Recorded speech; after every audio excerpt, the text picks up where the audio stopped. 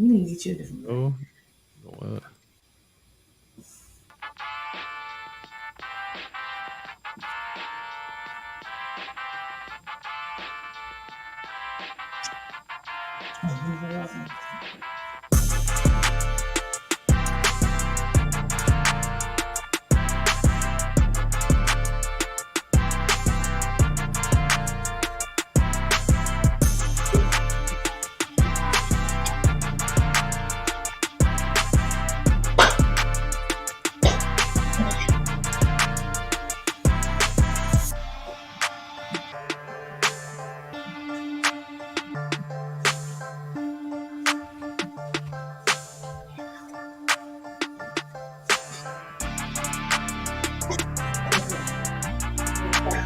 I'm trying to find my release milk and cereal.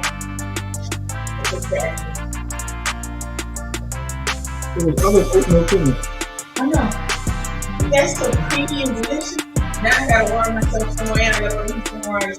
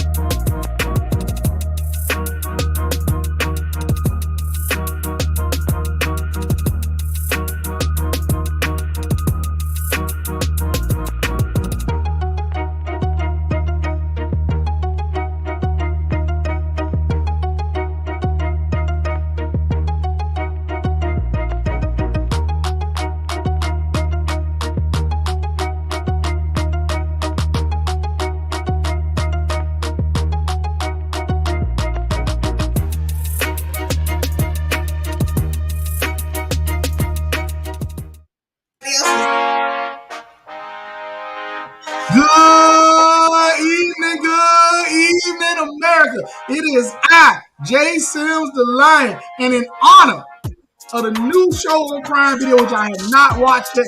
I don't care where you are. I don't care if you in Rohan. I don't care if you in Solomon. I don't care if you in Minister. I don't care if you in Helvey. Whatever you might be out there in the nerd vocabulary of Lord of the Rings, you should be joining us now on the Book of Man book study, The Way of the Superior Man. I am Jay Sims the Lion, your host, with none other than Doc the Aficionado. How you doing today, brother? Man, what is up? Jay Sims the Lion. Man, I'm glad to be here again. Last week was good. This week is even better. Y'all, wait till we start digging into this thing. We're going to learn about finding our purpose, how we should find our purpose. What does it mean to find your purpose? Like, all that's coming up, and we're going to do some of it today. Oh, yeah. Yeah, man, these next three chapters we was discussing earlier is really about kind of finding yourself, centering yourself, and what I call this, standing on your own. This is where you decide this is your ground, where you're going to stand at, where you believe in, your mission. And that's what these next few chapters are about. And having, the rest of that in your life and all of that good stuff, but, building that around your core of who you are and what you want to accomplish in this world. Yeah, and before we begin, quick housekeeping. I neglected to do that. So if you want to come up on stage with us, there's one way to interact. It's a link right at the top of the description. Click on that link. You'll come into the green room. You can come on. You don't have to be on camera. You can turn it off and just use your voice, whatever you want to do. The second way to interact with us is to leave a comment below. Leave a comment. We'll see it. We'll throw it up on the screen. We'll talk about it. You can talk back and forth that way. So those are your ways. Also, quick shout out, Freddie Brown in the house. Peace and blessings. Got Damian Hill right here. Give him one too. Yes, sir. And right there. There he is. Says, I is in the house. Now give me my theme music. Yeah. You know who he is? The old Jizz. Yes. Thank you for joining us, OG. Yes, sir. All right, man. Oh, man. All right. You know what? We might as well always like, share, subscribe. All comments are welcome. We want to know how we doing. Let us know if we're doing a good job, bad job, in between. We are welcome. We want to hear everything. We're trying to make this the best show possible, the best, most educational. We're trying to get the men reading and opening up their minds. So that's what we're here to do. Let us know if we're doing a good job. All right. Fast recap from last week. Stop hoping for a completion of anything in life. Man, that's a good one. You don't have your whole life to wait to do stuff. Nope. Second chapter, live with an open heart, even if it hurts. Stop shutting down. That's the big thing we talked about, is how we as men shut down when we have to fight a battle that's not physical. Yep. We shut down with our loved ones. We shut down with life. All of that happens. And then chapter 3, live as if your father were dead. So pretty much coming out from under the expectations of your life. You need all of this stuff in order to find your purpose, walk within it, and to become better. Yes, sir. Just real quick, as a discussion in the group, young woman came on. Yeah. She didn't see that part of it. Yes, I understand where you're coming from about don't be in a relationship and not opening up and halfway in because it shorts the relationship. You are absolutely correct. It does short the relationship. It shorts the woman. It shorts the man. And these next few chapters we're going to talk about are about how a man can be more fulfilled in himself, which will lead to be a more fulfilling relationship. Yeah, and some of it going to be painful at first. It's going to be painful, especially what we talk about today. So, Freddie say the book is deep. Yeah, man. Y'all just don't know. Well, y'all about to find out. All right, let's go. Here we go. Chapter 4. Know your real edge and don't fake it. Now, this one is deep. We had me and Damian Hill had some conversations about this about an hour ago. And the things that came out of that kind of redefined a whole bunch of stuff. But what he's saying here in this chapter, he said it's honorable for a man to admit his fears, resistance, and edge of practice. Each man has his limit, capacity for growth, and his destiny. But it's dishonorable for him to lie to himself or others about his real place. He should not pretend he's more enlightened, nor should he stop short of his actual edge. The more a man is playing his real edge, the more valuable he is.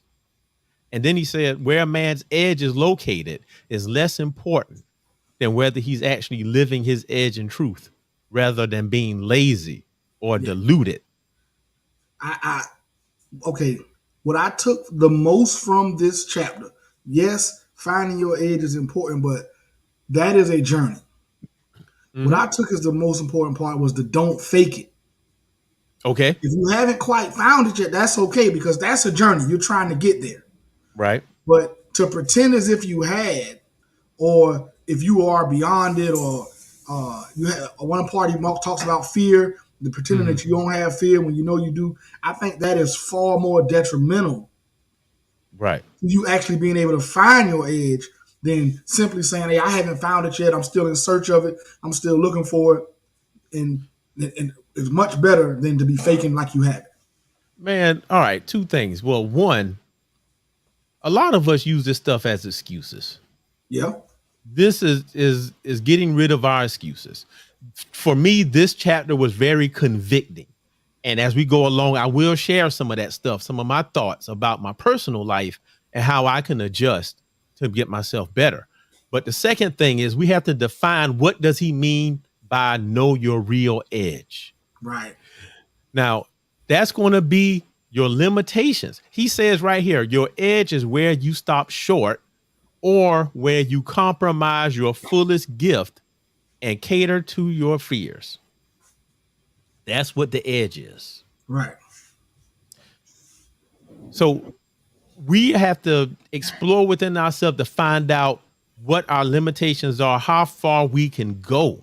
Now, when I talked to Damien earlier, we talked about the edge. The example came up for somebody that's blind or deaf. And he said, well, wouldn't the fact that they can't see or hear be their edge because that's their limitations? No. But to that, I disagree. I disagree. Well, go ahead. Go ahead. I don't think your edge has anything to do with your physical capabilities.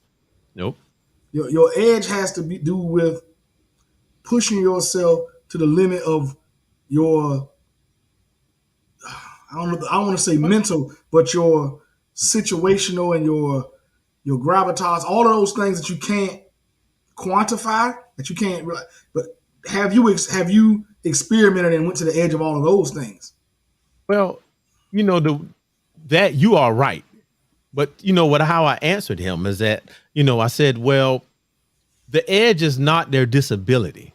No. But the edge is how much they choose to let that disability limit their life. So let's dive into that a little bit more. When we say, and I mean, now I'm a black man, a lot of our audience out there, black men, and we have some of our white brothers too.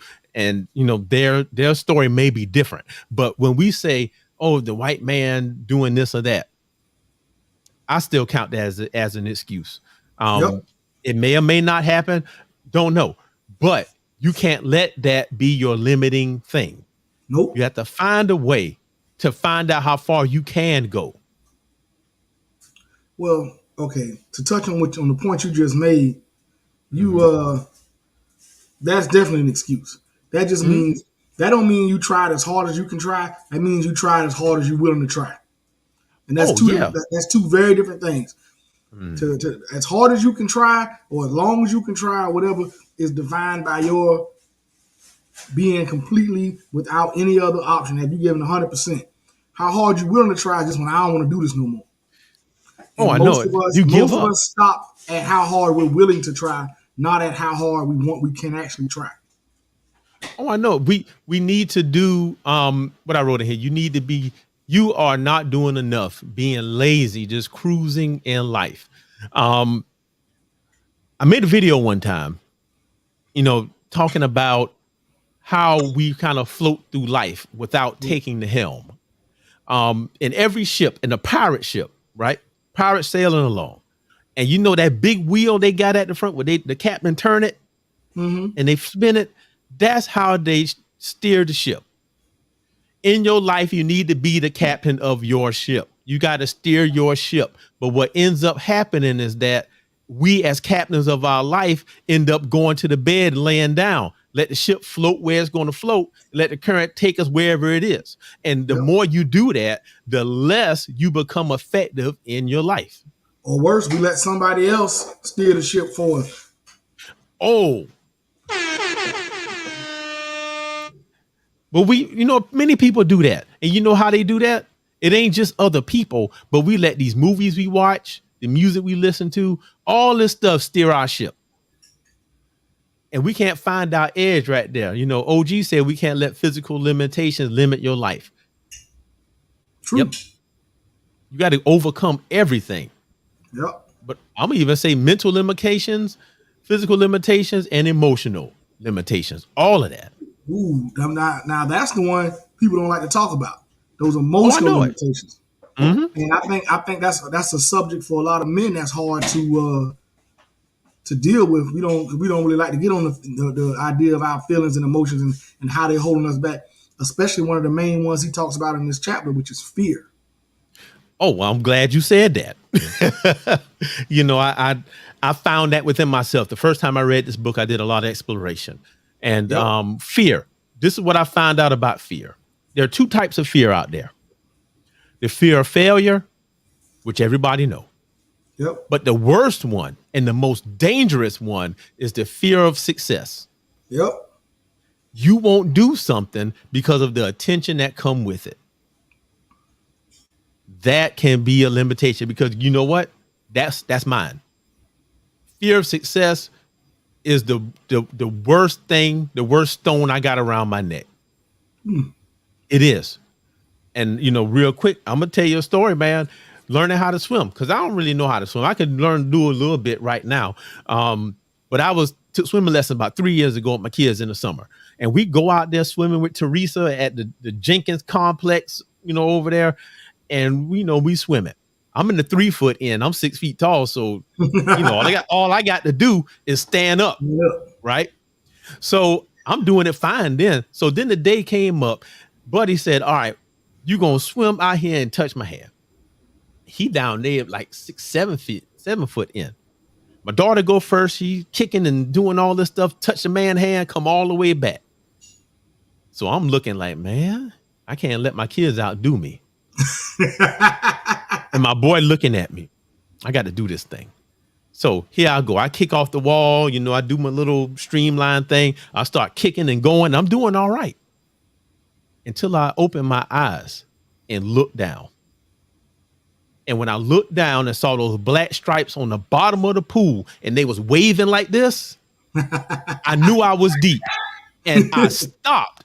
I stopped at that moment. I stopped kicking. I stopped swimming. And I tried to tuck my feet under so I could flip up. No haps. I drank the whole pool that day. So what I'm telling you, and that book I was talking about earlier, that's the first one that's like halfway done. So I might end up finishing it. Don't look down. Overcome the fear of failure and the fear of success. But what I'm saying is this. Every time we start to do something and we get too good at it, stuff going too perfect, we look down and stop. That's what this book is talking about. When you get close to your edge, we get scared. We see the wavy lines and we stop.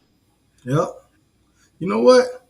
I didn't think about it that way, but we do.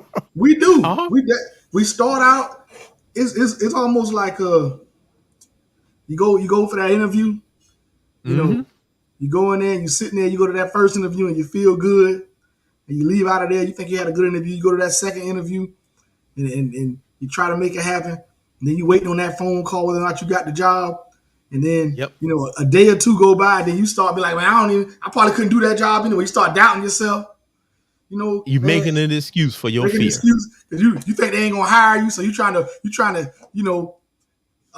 make yourself like, oh, they ain't hiring me because of this, making up excuses and all of that. All of that is your edge. All of that is around trying to find your edge.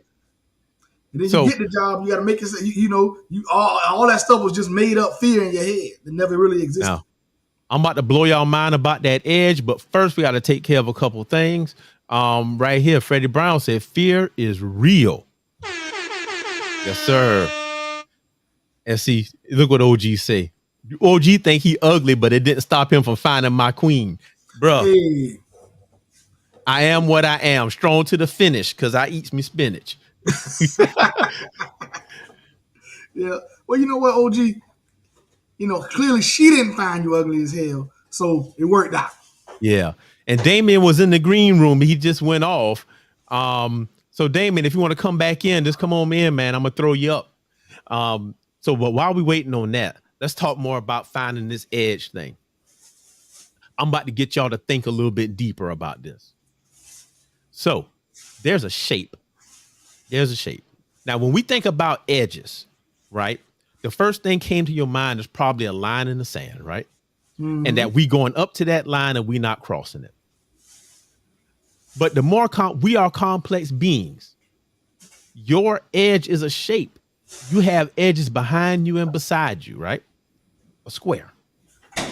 All those are edges.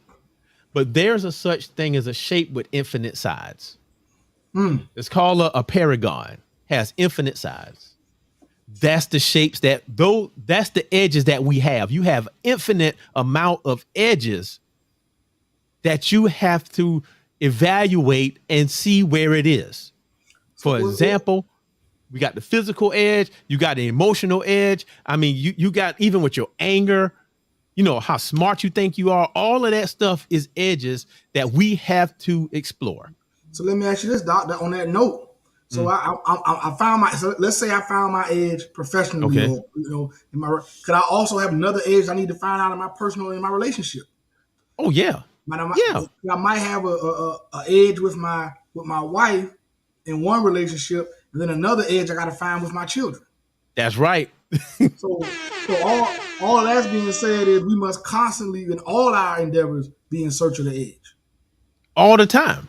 All the time. And that's what this whole chapter is about. Knowing your limitations and not running away from them. Stop looking down like I did. That's the whole thing. He says here, okay, action items. Let's just talk about that real fast. As an experiment, describe your edge in respect to your career out loud to yourself. Now, in my notes, I highlighted out loud. It is very important for you to say this stuff. Yep. This is how you make things real.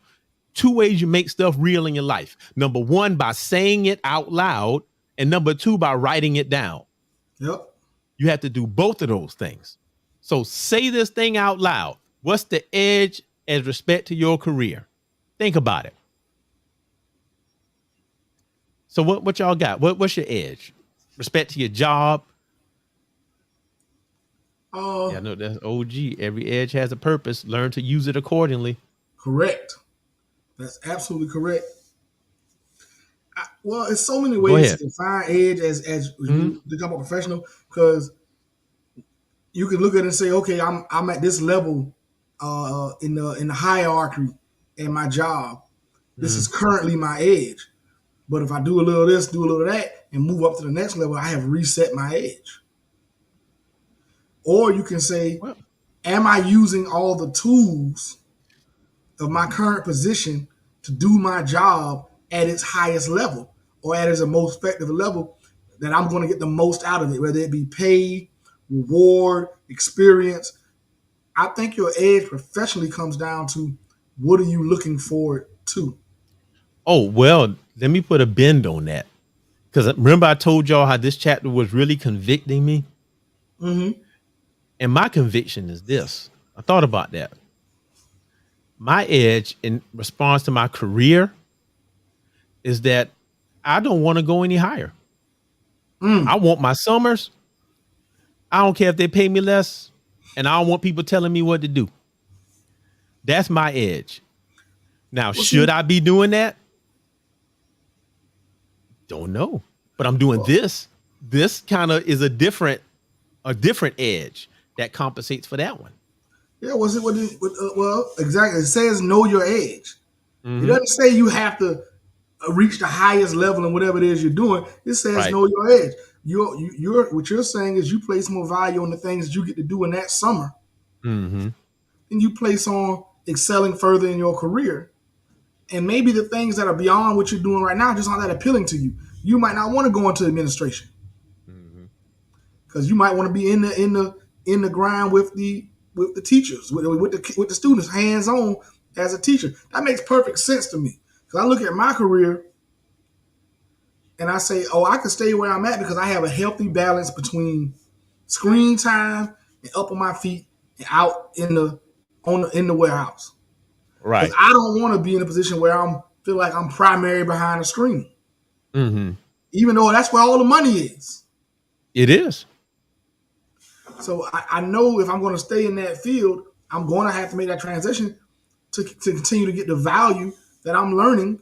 I'm going out here and getting extra certificates and all of that to get to that level, which is what I'm doing. So for me, my edge, I don't think I found my edge yet. My edge right now is mastering where I am so that when the opportunity comes to move forward, I'm prepared. Well, we got Damien in the house, and I'm going to say something real quick about that edge because we always think about it and look at it like in terms of the negative, right? Mm-hmm. Some of us, our edge is our bravado. Our edge is our ego. Our edge is thinking that nothing is actually wrong, that I'm all good right now. First off, let me give a shout out to the man sitting on the Iron Throne, none other than our friend of the show, long-term Book of Manna, Mr. Damian Hill himself. How are you doing tonight, big brother? Take your mute off. Yeah, I had it going on, man. All right, there you go. Yeah, man. Yes, sir. Yes, sir. Hey, man, I just wanted to stop by and definitely show both love and support for the show, man. I'm loving the book, man. Great choice. Great choice. Mm-hmm. And yeah, just in case anybody else didn't know, they were looking for air. So I'm sitting in the chair.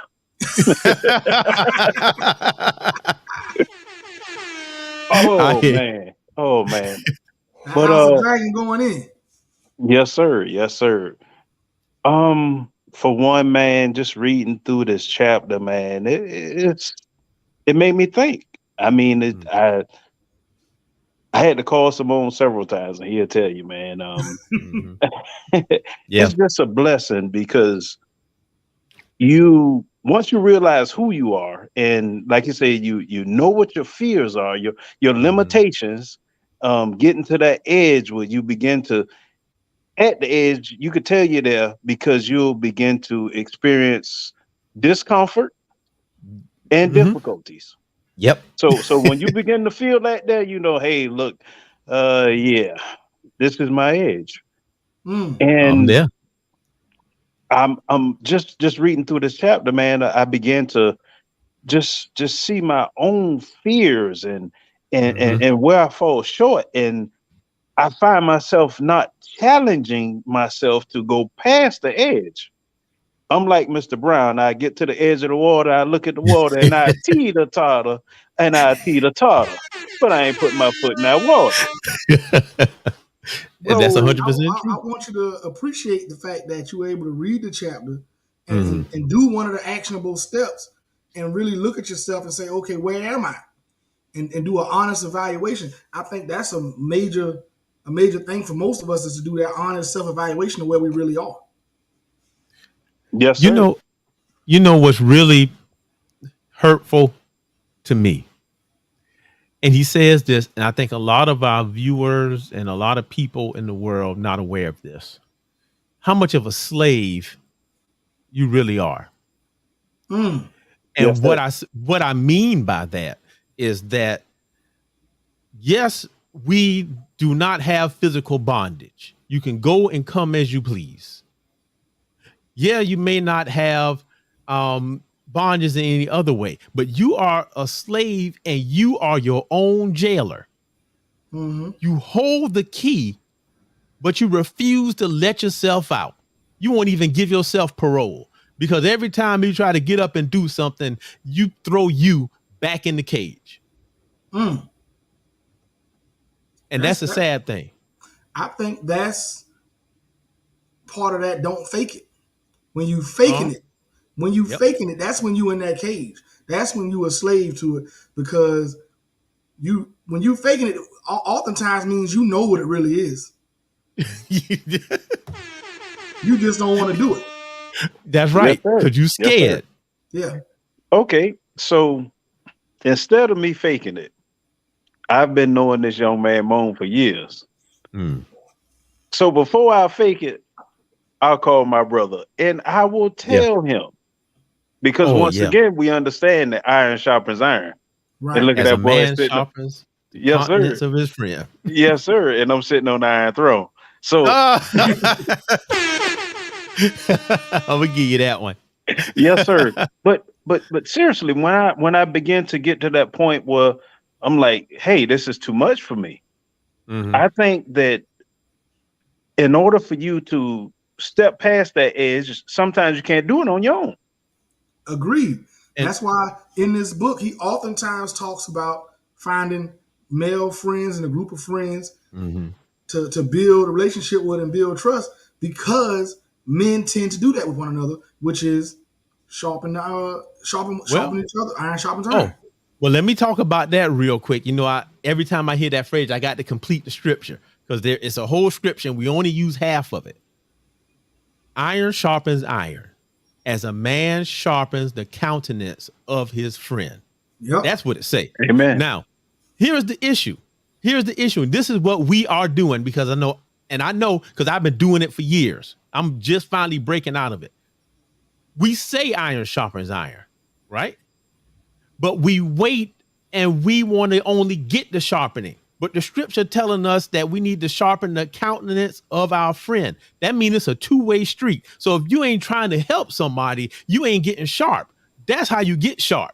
So Amen. just sitting here and not doing nothing, you just saying, "Oh, iron sharpens iron, bro," and you just there. You ain't sharpening nothing. All you doing is sitting there getting rusty and hoping somebody gonna come and sharpen you up. So I like that. So what you're saying is part of that deal. It's a two-way deal. Somebody got to sharpen on you, and you got to sharpen on them. And that's right. If you're not doing both, you really not taking advantage of that situation. Yes. Look, that's right. Because you either giving more than you should be giving, or you taking more than you should be taking. I think it fluctuates. But go ahead, man. No, but I think, like you said, we should always have a group of men to sharpen one another. I mean, definitely you want someone that's going to pour into you, but then you also need someone that you can pour into. Correct. That's right. So when you set up your group of friends, or you have a group of friends, just always bear that in mind, man, that we don't just take, but by nature we're givers. You know, we give back to somebody else. So someone above us, someone that has pioneered this thing, someone has paved the way, but then also someone that you can show the way. That's right. That's all right. That's all right, man. I'm telling you. Point, you know, there's gonna be things where you're stronger at than your friend or other people around you in your circle, and there's gonna be things they're stronger at than you, and you both have to take advantage of that to get the most out of whatever relationship that's there. But for it to work, man, you got to be willing to do it. So I'm gonna say this, man, and if y'all want to, we can move to the next thing. He says, live with your lips pressed against your fears, kissing your fears, neither pulling back nor too aggressively violating them. I like that. Right to it. Put it right in your face. That's how I take it. Keep that edge right in your face. so close to it that you can't leave it, you can't miss it. You gotta deal with that. But you know what? The more you at that edge, the less scary it get. Yeah. The more you subject yourself to the edge, the less it becomes an edge. And it's just another area. Well, I mean, That's the secret. Think about that terminology. Like he said, get up to your edge like a kiss. Remember your first kiss and how scary that was? Yeah. And now you look forward to that kiss. Man, it ain't scary at all. Oh no, you want to get that. Yeah. But even more so, you know what I thought about? I thought about what's the name of that movie? It's a kung fu movie. Remember with the five fingers of death, I think. And what the dude did, he had this poison touch. Yeah. And every time he hit you, you got poison and would die. But the way the dude got over it is that he kept subjecting himself to the poison in little doses. So when he got hit with it, it didn't even kill him. Mm-hmm. That's what we got to do with our fears. We got to do that with our aspirations. We got to do that with our edge. You subject yourself to it enough where the poison don't kill you. Yeah, and that's exactly it. This is why you got to keep pushing that envelope. You got to keep pushing it just a little bit, get as close as you can to it, ride on that edge, and then if you get the opportunity, push beyond it. He talked about that in later chapters, so we're going to get to that one. We're going to say that one. But let's jump to 5. Chapter 5. Always hold to your deepest realization. He says that eternity must be a man's home, moment by moment. A man must do anything necessary to glimpse, then stabilize this ever-fresh realization and organize his life around us.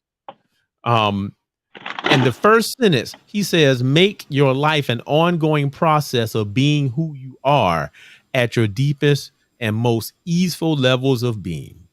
Everything else is secondary. He said your job, your children, your wife, your money, artistic creation, your pleasures, all that stuff is superficial. Now, see, so, this chapter builds so much off the last chapter.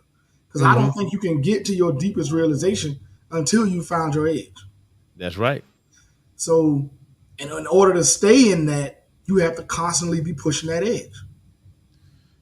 Well, let's talk about this. What does he mean by your deepest realization? I took it as who you truly are, what you really believe in, what you really stand on, what you really promote, and who you are at your core. You know, the people. You know, are you a family man? Are you the bust your behind at work 80 hours a week, man? Who are you? What do you stand on and what do you believe? That's what I took it as. And it's telling you to live in that and stand by the things you believe in. I would say even more so, I think we need to look deeper than that and figure out who we are. You need to know what things trigger you, what makes you angry, what makes you happy. You know, what things you like, what you really don't like. How does it feel when these things happen? You know, we tend to focus on everything else. Everything. He said, how many hours today was your attention focused in the realm of changes on events, people, thoughts, and experience? And how often was your attention relaxing to its source? Where's your attention right now? You know what I'm saying? So we got to know that stuff, and it's always changing. So now we getting into the whole music of life thing, which, you know, I'm going to take a step back and let y'all go ahead and talk about that one. Well, I think the biggest thing about that is when he talks about being distracted. Yep. And not being focused. Which takes us back to something you said earlier, which is what the thought that kept going through my head as I'm listening to this chapter, because I listened to it on audiobook as well, is being intentional. Yes. And I think we are so often not intentional and not in the moment of what we're doing that keeps us from being in our deepest realization. That's true. That's true.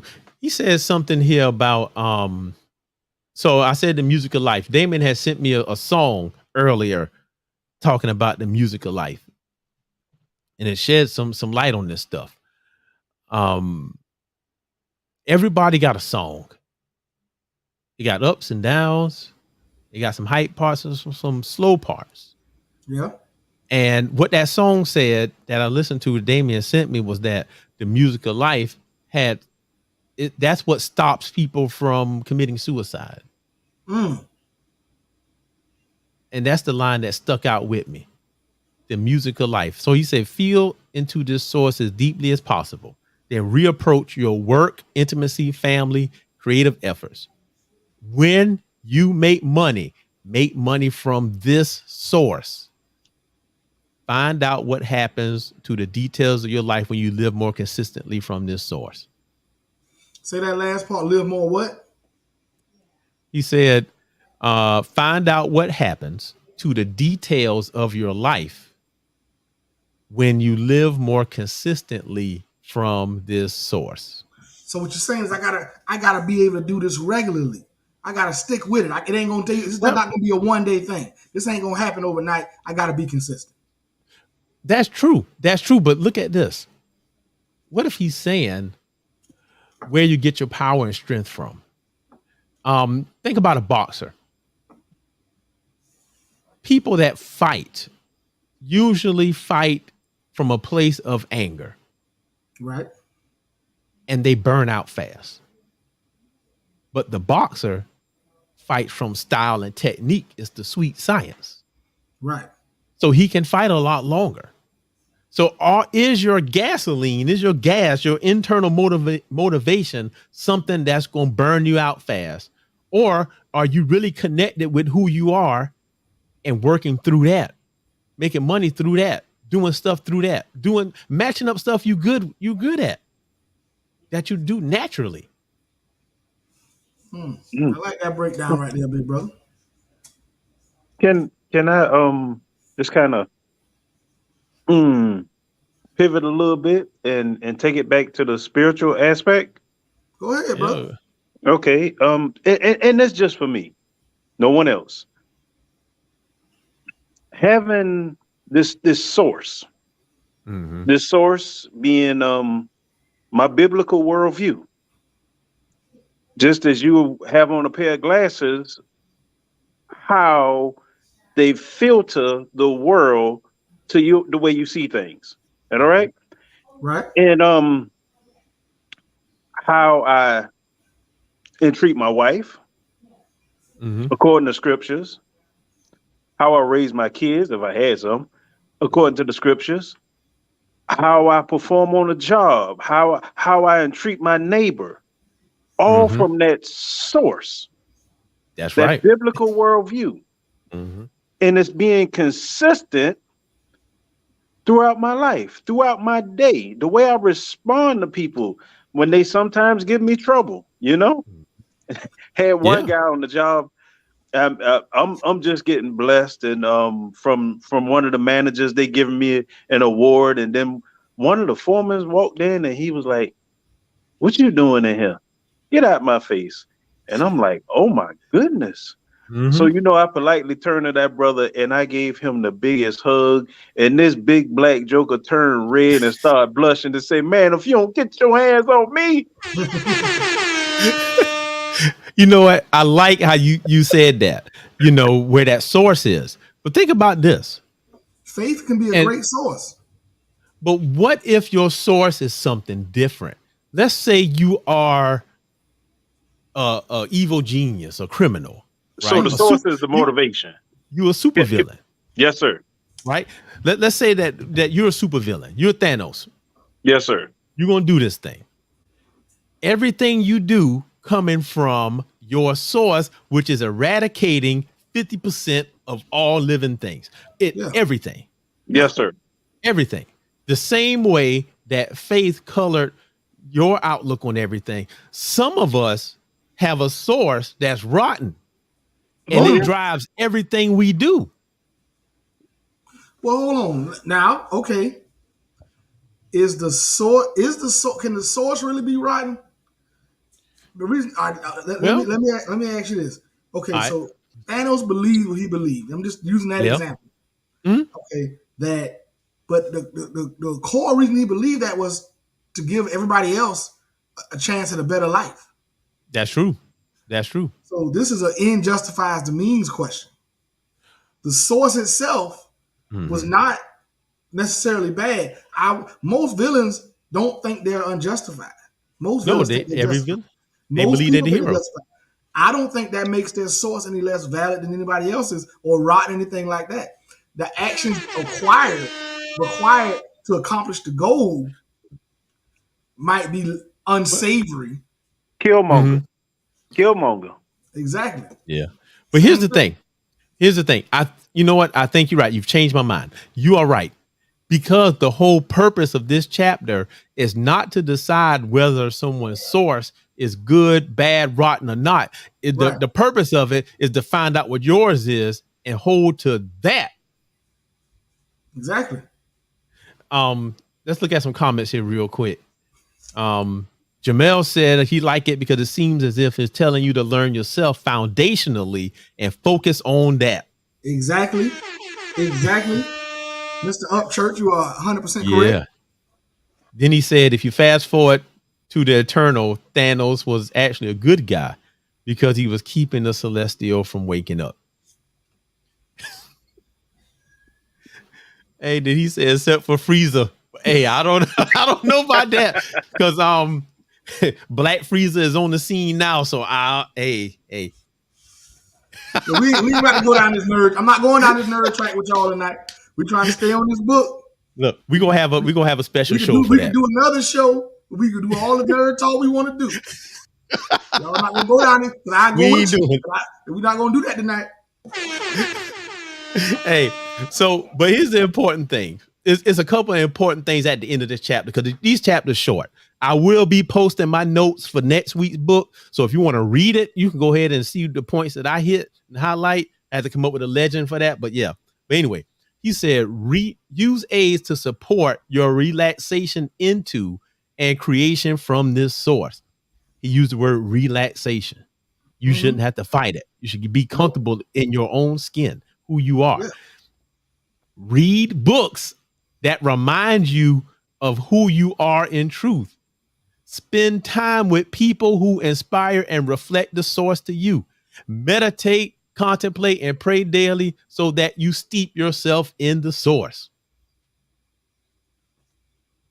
I agree with all of that. Basically, this goes back to some sayings we've had a long time ago. The things you're around, the people you spend time with are going to reflect who you are. Mm-hmm. That's so right. Spend time with and focus on the things that are going to make you or help you stay focused on your goals and finding your edge and living in your truth.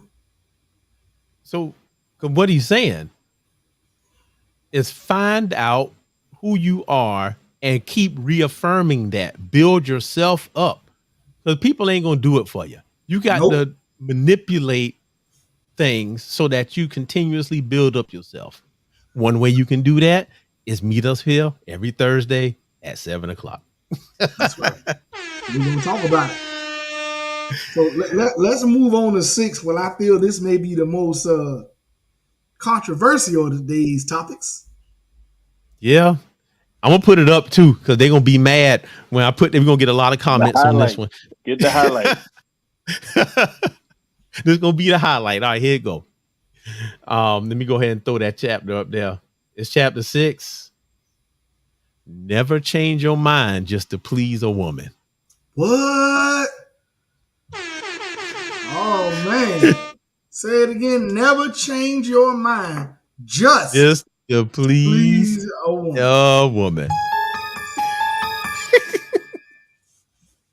Lady, go ahead and read some first because I don't go ahead and read some first.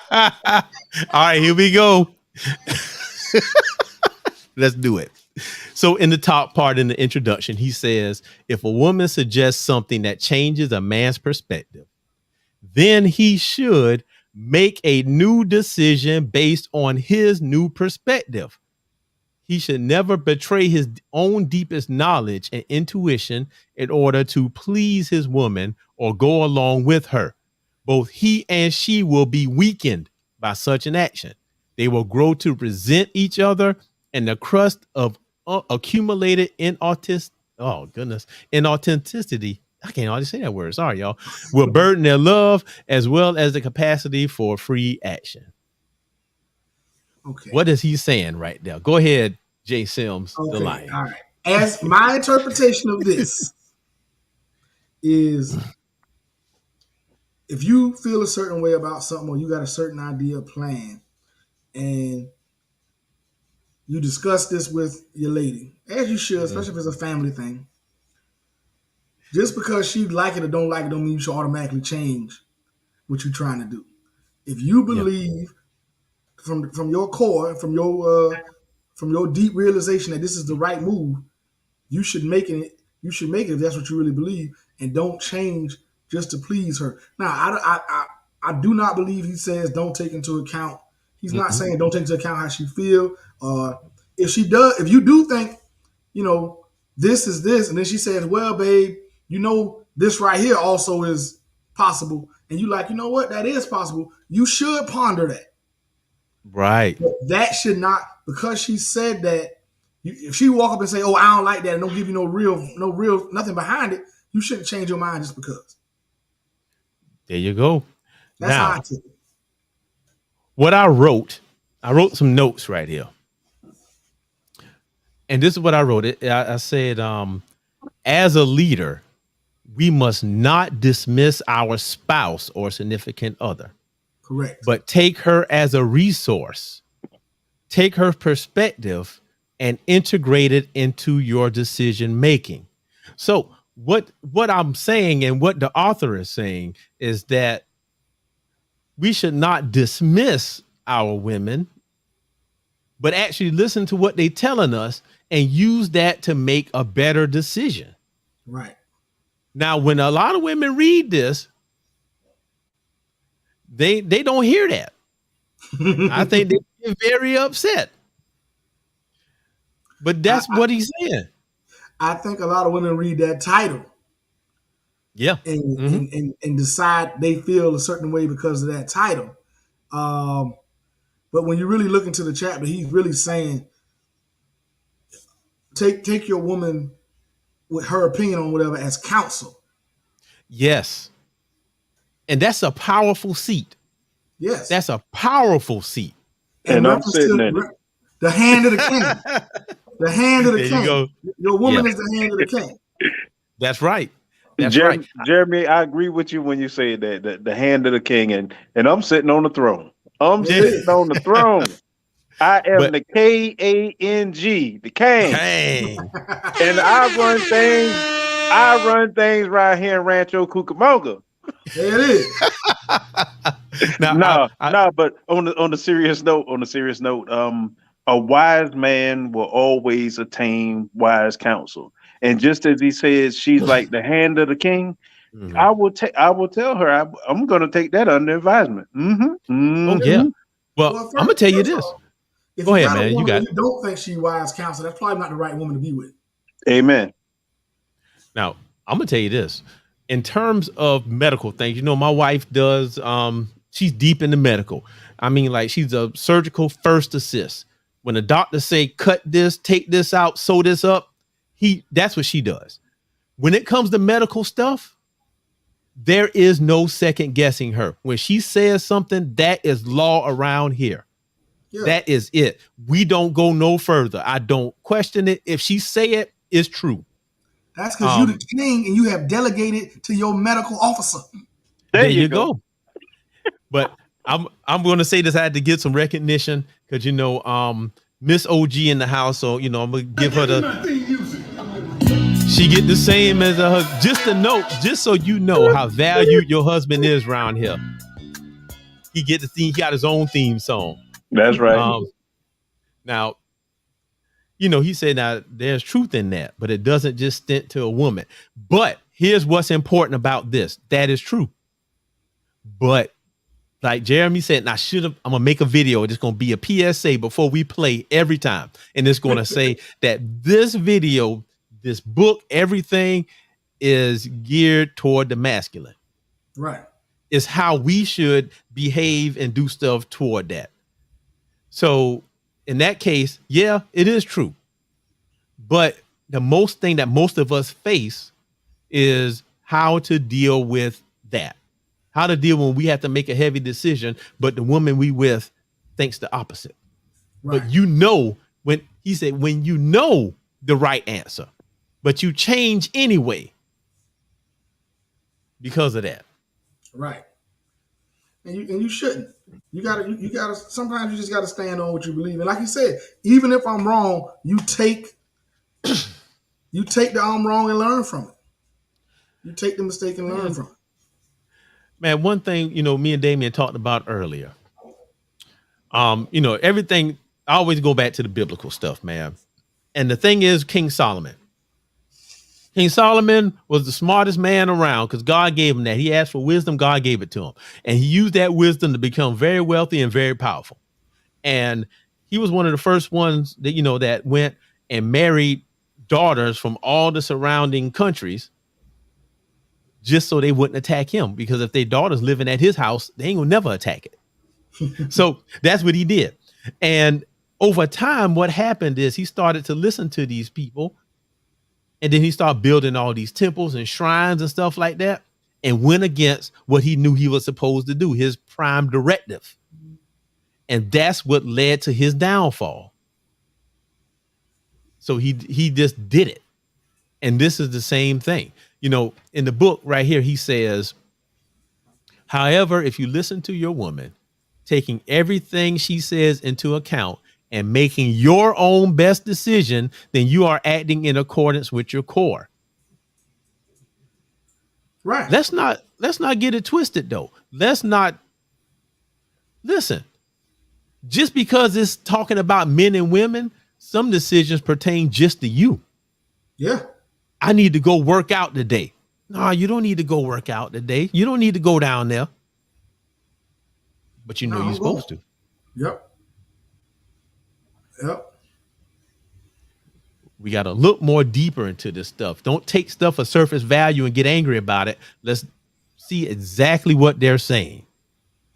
I think when in this particular note, the most important thing to remember, if you read the chapter, is he consistently says, take it under advisement, listen to it, take the information in. Part of the duality of the masculine and feminine is the different perspective. Yeah. That's part of the beauty of it, which is one of the reasons why you need two people and two parents and all of that for that different balance. Perspective on that, for that balance. So you should absolutely listen to and hear what she has to say and take that information, because it is quite likely that she will see something you didn't in whatever situation. And that information can be the difference between a good decision and a bad decision. And even if you want to make the same decision, it may change the way you approach it by listening to what she had to say about it. Well, two things. One right here, Miss OG said, I heard one comment and was like, WTH, but I agree. Exactly. And like I said, people going to read that first title and be like, what's going on? But when you really break it down, it's good. Now, what are you talking about? Because he says this in the end. However, if you give up your real decision to follow your woman's, then you will blame her for being wrong if she is wrong. And you will feel disempowered if she is right, emasculated. And I think this right here goes back to a term that we've always heard women say, where he's too nice. This is what they're talking about. A man that just fold for whatever they want, that they can't trust it. Women can't trust that. Because they inherently know they make some decisions from a overly emotional place. So they don't want a man that's going to go and follow every one of their whims, because they know sometimes the whim is out of control. You're supposed to catch that. That's what it is. He's supposed to catch that. Right. So that's a luxury. You're supposed to catch that. No. So I think that's why, that he's too nice and he is where it comes from. That's just my opinion. And that may be the case. I have to do some more research on that. Definitely want to talk to some women and get to the core of that. They already told us it's so true. Just so you know that it's already been agreed. Yeah. Already been amen in the comments. You definitely You got that. You got that. Definitely got that. But really, this is being true to who you are, because you Right. know what? If you fold on these decisions, when stuff get rough, you're gonna fold again. You Yep. folding in practice. You're Yep. gonna keep folding every single time. And now let's get outside of this relationship stuff. Let's get outside of that. Let's look at the other decisions that you make every day that just affect you. That's what he's talking about. Because he said here, pretty much all your homeboys gonna see it. That this not you. You making stuff Yeah. that's opposite of you. He said, when you deny your deep truth to please your woman, everyone will feel your lack of authenticity. That sense that your false smile hides an inner division. And people can't trust you because you not being yourself. Yep. That's what this whole thing about. See, we often get distracted because of the titles and because of the surface conversation. But the real meat of this is right there. Being you, who you Yep. are, and trusting yourself. How can I believe in you if you don't believe in you? That's where we at. How you gonna be a superior man if you don't even know what kind of man you are? That's what I'm saying. That's what I'm saying. So, y'all got anything else to say about that? Because I mean, we can hit on 7. I think it's pretty clear. No, I got to wrap up, brother. I got to go get my son from practice. Oh yeah, we got to do that. Got to get the kids. All right then, man. So if anybody else don't have anything else to say on that First one, off, I want to thank Brother Damien for joining us once again. Appreciate you. I hope you got a cushion or something for that Iron Throne, brother. Yes, sir. Yes, sir. Man, hey, man, it's been my pleasure, man. I'm just glad I'm here to just rock out with you guys, man. And thanks everybody for watching and supporting. And I just wanted to ask this one thing. Now that we're practicing our edge this week, how are you guys doing about that 1 hour from last week that you're supposed to be dedicating? I have been in the gym. hey, I'm back on the videos again. I made some snippets and we got some reaction. I'm back to it. Okay, okay. As for me, man, I haven't turned it into an hour yet, but I've been working out with this fellow on the job. Oh, Don't there it tell is. nobody. We working out during work hours. I'm gonna have to come out there with Well, y'all. nobody.